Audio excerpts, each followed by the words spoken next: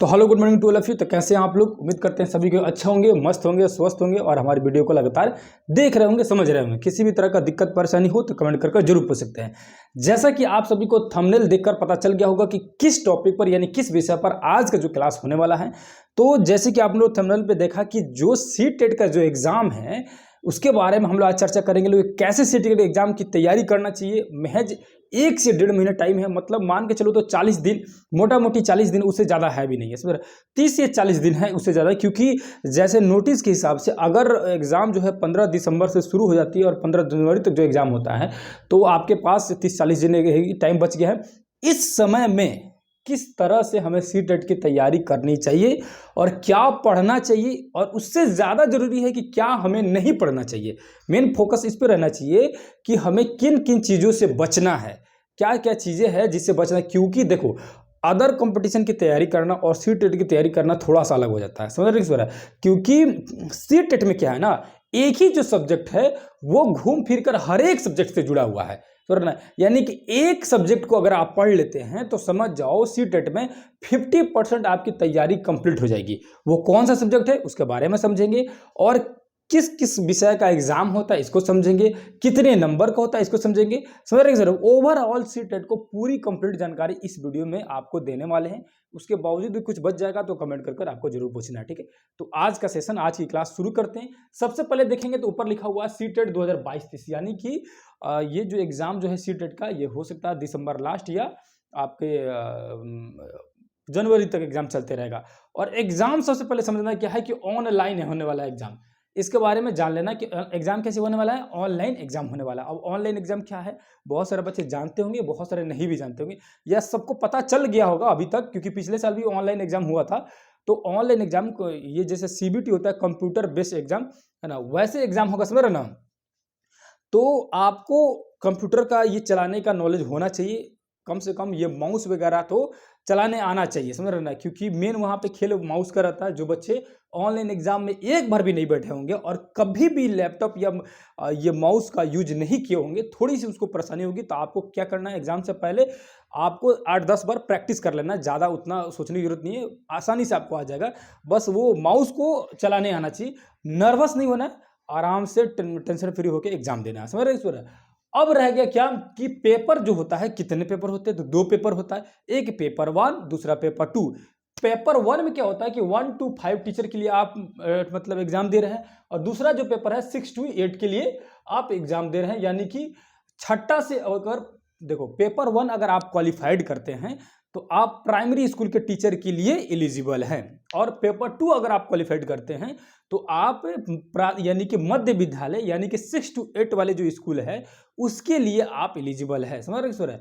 और दोनों पेपर अगर आप क्वालिफाइड कर देते हैं तो दोनों के लिए एलिजिबल है, प्राइमरी स्कूल, मिडिल स्कूल, दोनों के लिए आप एलिजिबल है, समझ रहे सर? तो आपके लिए समझ जाओ कि एक बोनस है ना। एक मेहनत में 2 तैयारी, डबल अपॉर्चुनिटी मिलता है आपको। दो मतलब समझ जाओ कि एक बोनस है ना। दोनों में से कोई एक पास कर जाओ, या सिर्फ एक भी पास कर जाओ, या दोनों पास कर जाओ, बहुत ही बेहतर रहेगा, समझ रहे हैं? अब रह गया कि सब्जेक्ट कौन कौन सा रहता है, समझ रहे? पहला जो सब्जेक्ट रहेगा आपका सीडीपी, दूसरा जो है लैंग्वेज, तीसरा भी लैंग्वेज, उसके बाद ईवीएस और मैथ रहता है। ये पेपर 1 की कहानी है, समझ रहे हैं? कौन कौन सा सब्जेक्ट है, ये सबका रहेगा, ये चेंज नहीं होता है। अब इसमें होता क्या है, ध्यान सुनो। सीडीपी जो होता है, चाइल्ड डेवलपमेंट एंड पेडागोजी जो रहता है, ये सबका रहता है, और 30 नंबर का क्वेश्चन रहता है, और 30 क्वेश्चन रहता है, यानी 30 क्वेश्चन 30 नंबर का, समझ रहे हैं? दूसरा जो है सब्जेक्ट जो है लैंग्वेज, और लैंग्वेज 1 और लैंग्वेज 2। अब ये क्या होता है लैंग्वेज 1 और लैंग्वेज 2, इससे क्या बोलते हैं, ध्यान समझना। दोनों में से एक लैंग्वेज आपको हिंदी लेना बहुत ही अनिवार्य है या जरूरी है, समझ जाओ। हिंदी आप लेंगे ही लेंगे, हिंदी छोड़ के आप दूसरा नहीं ले सकते। दोनों में से एक सब्जेक्ट आपको हिंदी लेना है, चाहे लैंग्वेज 1 ले या लैंग्वेज 2 ले। दूसरा सब्जेक्ट में आप चाहें तो इंग्लिश ले सकते हैं, संस्कृत ले सकते हैं, उर्दू ले सकते हैं, समझ रहे हैं सर? बहुत सारा सब्जेक्ट है, जो मर्जी आप सब्जेक्ट ले सकते हैं, उसमें अपने मर्जी से चॉइस है। अब देखो होता क्या है, बहुत सारे बच्चों को कंफ्यूजन क्या हो जाता है कि वो इंटर में उर्दू से नहीं पढ़े हैं या इंटर में संस्कृत से नहीं पढ़े, तो क्या वे सीटेट की एग्जाम में संस्कृत, उर्दू या अदर मतलब लैंग्वेज से एग्जाम दे सकते? तो बिल्कुल दे सकते हैं, इसमें कोई भी दिक्कत नहीं है, कोई भी परेशानी नहीं है। सीटेट की पूरी गाइडलाइन के अनुसार आपको ज़रूरत नहीं है कि इंटर, ग्रेजुएशन, मैट्रिक में किस सब्जेक्ट से पढ़े, उससे इसको कोई मैटर नहीं है। आप किस सब्जेक्ट से यानी कौन से लैंग्वेज से आप एग्ज़ाम देना चाहते हैं, यानी कि ये जो लैंग्वेज में 2 विषय जो है, 2 लैंग्वेज जो है, इनमें से स्वतंत्र है, आपको जो मर्ज़ी चुनना हो चुन सकते हैं। एक कंडीशन क्या है, एक हिंदी होना चाहिए, दूसरा जो मर्जी ले सकते हैं, उसको मैट्रिक इंटर ग्रेजुएशन से कोई मतलब नहीं रहता है।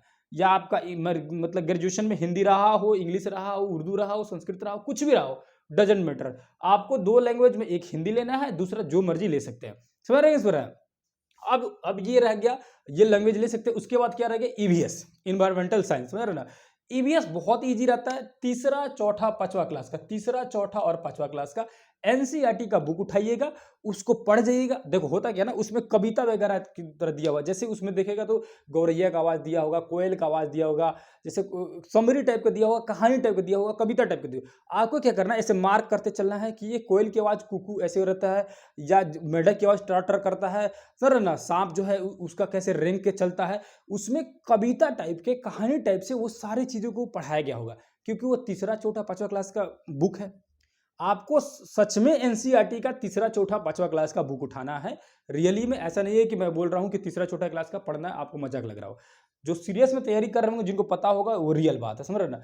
उसको उठाना है, उसी बुक को पढ़ना है। आप समझ जाओ, तीसरा, चौथा, पांचवा क्लास का अगर ईवीएस का बुक आप उठाते हैं तो कितना टाइम लगेगा? बच्चा क्लास का बुक है, आप चाहेंगे तो 5-6 घंटे में, एक दिन में चाहेंगे तो उसको आराम से पढ़ सकते हैं।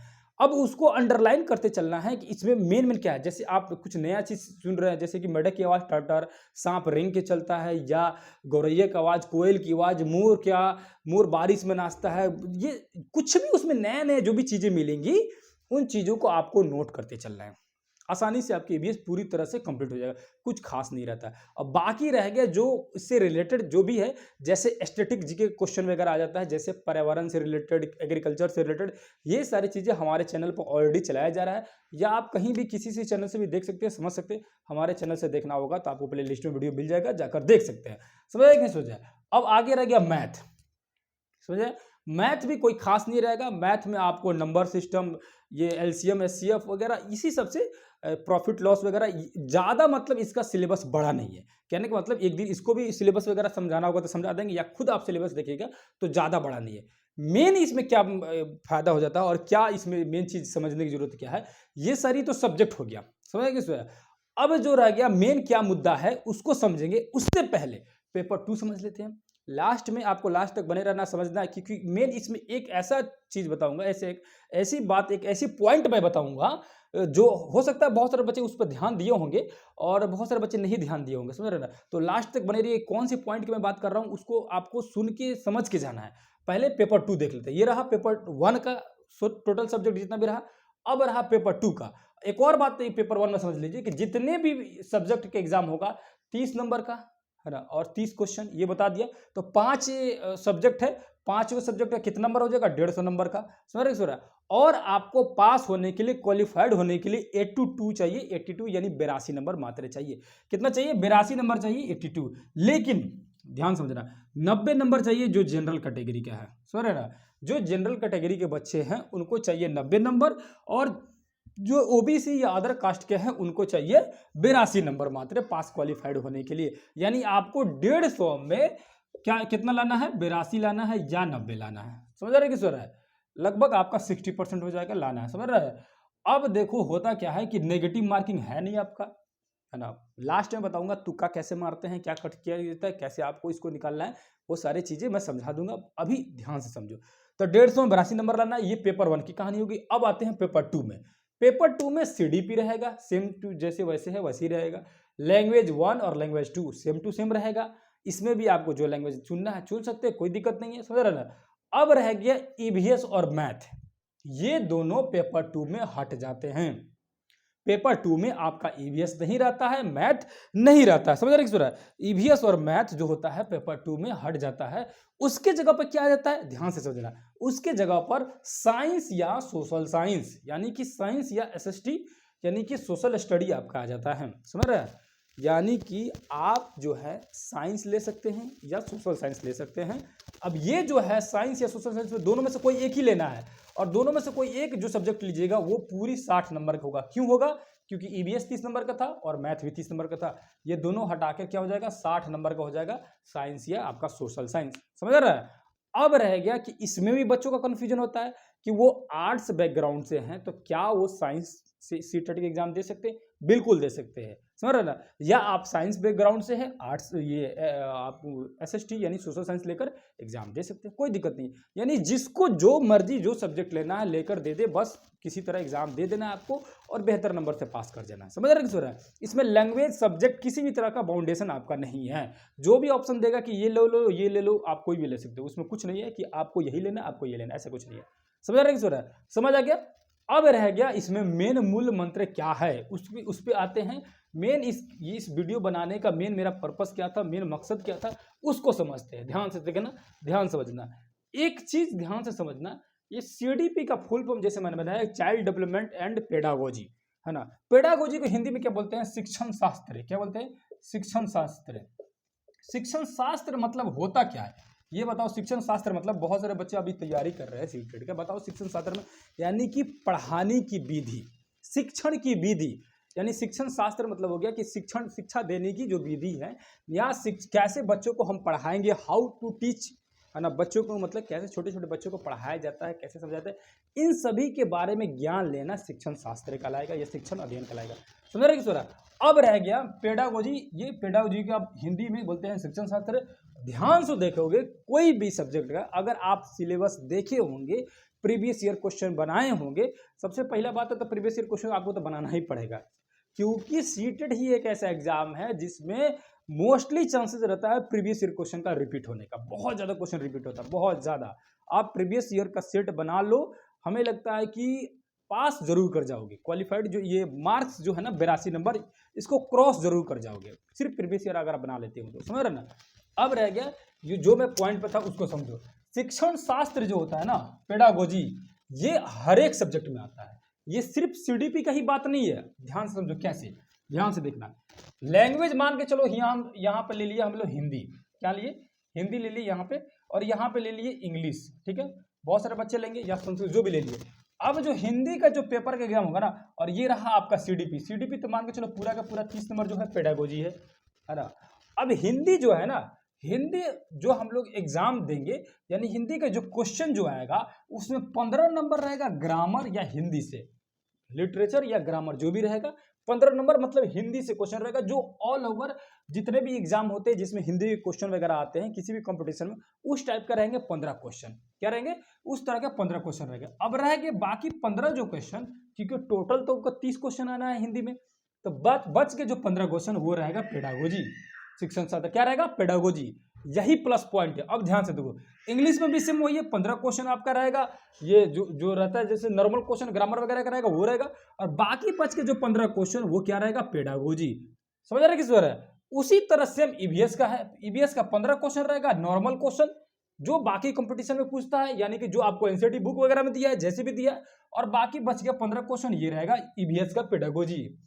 उसी तरह से मैथ में है। मैथ में आपको 15 क्वेश्चन रहेगा, जो आपका जो बता रहा हूं नंबर सिस्टम, एलसीएम, एचसीएफ, ये लॉस प्रॉफिट, जो भी चीजें पढ़नी है, ये मैथ की जो है, जो आपका 6, 7, 8 या नॉर्मल क्लासों में जो पढ़ाया जाता है, या जनरल कॉम्पिटिशन के लिए बेसिक जो मैथ की नॉलेज जो होती है, उसके लिए सिर्फ 15 मार्क्स के लिए ही पढ़ना है। बच गए जो 15 मार्क्स, वो क्या है? तो मैथ का पेडागोजी। यानी हर एक सब्जेक्ट का एक अपना पेडागोजी होता है कि नहीं होता? ये बच्चे जानते होंगे। आप अगर बुक उठाकर देखिएगा ना, तो हर एक सब्जेक्ट के लास्ट में दिया होगा कि मैथ का pedagogy, EVS pedagogy, Hindi pedagogy, English pedagogy, और सीडीपी तो पूरा पेडागोजी ही है। ध्यान से समझो, ये रहा सीडीपी का। मान के चलो सीडीपी का कितना है? तो 30 है, 30 क्वेश्चन है। कितना है ये सीडीपी का? समझ रहे ना? अब बाकी आपका 15 क्वेश्चन हो गया, जोड़ के पूरा देखो कितना हो जाएगा। 15 30, और फिर 30 60, और यहाँ 30 90 है। क्या है आपका? सिर्फ पेडागोजी है। यानी शिक्षण शास्त्र जो है, जो अभी बोला मैंने, पेडागोजी जो है वो कितना क्वेश्चन है? 90 नंबर क्वेश्चन है। 90 नंबर का और 90 क्वेश्चन, यानी 90 क्वेश्चन 90 नंबर का, समझ रहे ना? और पास कितना? 90 नंबर पास करना है। या 82 अदर कास्ट के लिए पास करना है। यानी पेडागोजी में पकड़ बढ़िया है, बेहतर तरीका से है। तो आप अगर 90 में से अगर आप 70 ला लेते हैं पेडागोजी में, तो बाकी जितने भी सब्जेक्ट है ना बहुत ईजी रहते हैं, बहुत ज़्यादा ईजी रहते हैं। या मान के चलो इसमें आप 60 भी ला लेते हो ना, तो बाकी सब्जेक्ट में इतना ईजी है कि आप इजीली आप उसमें से भी 60 कवर कर जाओगे, 120 आपका आ जाएगा, इजीली आ जाएगा आपका, 120 प्लस आ जाएगा बहुत बेहतर तरीका से। सिर्फ करना क्या है आपको, ये पेडागोजी को पकड़ बनाना है। जो बच्चे रेलवे की तैयारी करते होंगे, एसएससी की तैयारी करते हैं, या कोई भी कंपटीशन की तैयारी करते होंगे, उनके लिए ये जो बाकी जो बच गया ना, ये 90 के अलावा, पेडागोजी के अलावा जो 60 है क्वेश्चन जो बच गया ना, वो 60 क्वेश्चन को देखने की भी जरूरत नहीं है। अपने नोट्स एक बार उठाना, जो भी नोट्स पढ़ चुके हो, जो भी कंपटीशन वाला नोट्स होगा एक बार देखना, बस काफी इनफ है, बहुत बहुत कुछ है। स्टैटिक जीके पढ़ लेना, इनफ है, हो जाएगा, पूरा कंप्लीट हो जाएगा। ये 90 नंबर का जो मैं बार बार बोल रहा हूं कि पेडागोजी जो आपका है उसको ध्यान देना बहुत जरूरी है। मेन यही मुद्दा है कि पेडागोजी अगर आप समझ गए, बेहतर तरीका से जान गए, समझ गए, उसको बेहतर तरीका से अपने दिमाग में लोड कर लिए, समझ जाओ, सीटेट पूरी अपने हाथ में आ जाएगी। समझ आएगी किस वजह? यही था मेन इसका मूल मंत्र कि कैसे सीटेट की एग्जाम को क्रैक करना, निकालना है। सीडीपी जब भी पढ़ना, सीडीपी को ना, इसको बहुत ही बेहतर तरीका से पढ़ना। अब रह गया कि ये 90 नंबर का जो पेडागोजी है, हिंदी का पेडागोजी, इंग्लिश के पेडागोजी, मैथ का, ये सब चीज का, ये अलग अलग पेडागोजी 90 नंबर कहाँ से पढ़ेंगे, कैसे पढ़ेंगे? तो सबसे आसान तरीका है, जो सीडीपी के बारे में आप पढ़ रहे हैं ना 30 नंबर का, उसको बहुत बढ़िया से पढ़ो, बहुत बढ़िया से पढ़ो। क्योंकि जो इसमें जो पेडागोजी दिया है ना, चाइल्ड डेवलपमेंट एंड पेडागोजी, सबका पेडागोजी इसी से रिलेटेड है। सर ना, बाल विकास एवं शिक्षण शास्त्र, तो बाल विकास और शिक्षण शास्त्र और बाकी जो भी सब्जेक्ट है ना, इसमें भी यही है कि बच्चे को हिंदी कैसे पढ़ाएं, बच्चे को इंग्लिश कैसे पढ़ाएं, बच्चे को मैथ कैसे पढ़ाएं, बच्चे को ईवीएस कैसे पढ़ाएं, बच्चे को एसएसटी कैसे पढ़ाएं, बच्चे को साइंस कैसे पढ़ाएं, यही चीज है। यानी बच्चे को सब्जेक्ट कैसे पढ़ाएं, उसी को बोला जाता है शिक्षण शास्त्र। समझ रहे किस है? तो आप सीडीपी को अगर बेहतर तरीका से समझ लेते हैं, पढ़ लेते हैं, चाहे कहीं से भी पढ़े, किसी भी चैनल से पढ़े, किसी भी बुक से पढ़े, अगर आप सीडीपी बेहतर तरीका से पढ़ लेते हैं तो समझ जाओ कि आपको पूरी तरह से कंप्लीट आपकी जानकारी हो जाएगी, पूरी तरह से कंप्लीट तैयारी हो जाएगा, और कुछ पढ़ने की जरूरत नहीं पड़ेगा। सिर्फ सीडीपी पकड़ बना लो, बाकी सब्जेक्ट आपका आसानी से कंप्लीट हो जाएगा। अब रह गया कि सीडीपी की तैयारी, एक तो ये सीडीपी से आपका पेडागोजी की तैयारी हो जाएगा, और दूसरा रह गया प्रीवियस ईयर क्वेश्चन को आपको बनाते रहना है। क्योंकि ये जो 90 नंबर का पेडागोजी है ना, आपका तो 50 नंबर का या 50% मान के चलो, 45 जो है, 45 जो क्वेश्चन है ना, प्रीवियस ईयर से टकरा जाएगा, एकदम टकरा जाएगा, गारंटी है टकरा जाएगा। एकदम याद रखना, 45 क्वेश्चन देख लेना, पेडागोजी का जो रहेगा ये इसी से टकराएगा, यानी प्रीवियस ईयर क्वेश्चन को उठा कर देख लेना, एकदम लड़ जाएगा, उसी से लड़ाएगा। और खासकर पिछले प्रीवियस ईयर एग्जाम में तो ऑनलाइन एग्जाम हुआ, लगातार 1 महीने तक एग्जाम हुआ, बहुत ज़्यादा पेपर है। पहले तो ऑफलाइन होता था, समझ रहे ना, तो पेपर कम रहता था, अब तो ऑनलाइन हो रहा है, तो बहुत ज़्यादा अलग अलग, क्योंकि अलग अलग सेट हो रहा था एग्जाम, तो दुनिया भर का सेट है पिछले ही साल का। सिर्फ पिछले साल का ही सेट बना लो ना, उसके बाद उतना ही काफ़ी है। पिछले साल का सेट 1 महीने का जो एग्जाम हुआ उसका बना लो, काफ़ी है, ज़्यादा कुछ जानने की ज़रूरत नहीं पड़ेगा। ये रहा सीटेट की तैयारी कैसे करना चाहिए, कौन कौन से सब्जेक्ट जो है आता है सीटेट के पेपर में, और कितने नंबर का होता है, कितने नंबर में पास होना है, ये सारी चीज़ें समझ गए। इसके अलावा कुछ क्वेश्चन छूट रहा होगा, क्योंकि बताते समय बहुत सारी चीज़ें जो आदमी भूल जाता है, बहुत सारी चीज़ें छूट जाती है। अगर इससे रिलेटेड और भी किसी तरह का क्वेश्चन पूछना होगा तो कमेंट करके जरूर पूछिएगा। तो फिर दूसरे किसी क्लास में मिलेंगे, तब तक के लिए धन्यवाद, नमस्कार, अस्सलाम वालेकुम, जय हिंद, जय भारत।